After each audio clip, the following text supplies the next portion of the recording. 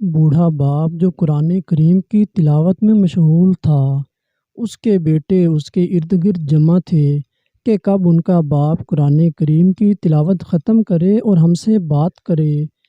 تھوڑی ہی دیر گزری تھی کہ ان کے باپ نے قرآن کریم کو بند کر دیا۔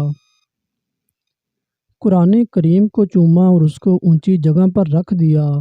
باپ نے قرآن کریم رکھ کر ایک نظر اپنے بیٹوں پر ڈالی اور ان سے کہنے لگا کہ میں تو اپنی زندگی گزار چکا ہوں اور اب یہ چاہتا ہوں کہ جو کچھ بھی میرے پاس ہے وہ تم سب میں تقسیم کر دوں۔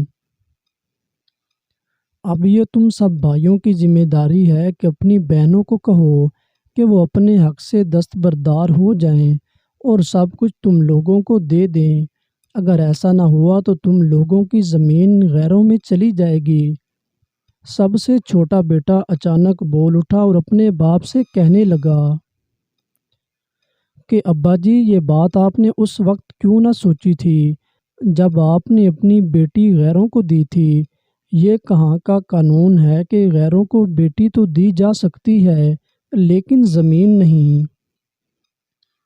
چھوٹا بیٹا جو سب سے زیادہ خود سر اور بدتمیز سمجھا جاتا تھا بولا، ابا جی، بیٹی کو جائیداد دینے کا حق تو اللہ تعالیٰ نے دے رکھا ہے۔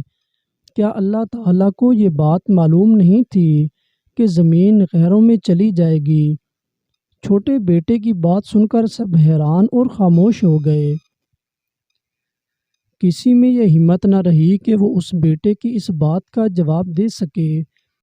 بیٹے نے کئی بار پوچھا، اپنے والد کی طرف دیکھ کر کہا کہ ابا جی، اب تو آپ یہ بات سوچ رہے ہیں کہ زمین غیروں میں چلی جائے گی، لیکن مجھے یہ بات بتائیں کہ آپ نے بیٹی غیروں کو کیوں دی تھی؟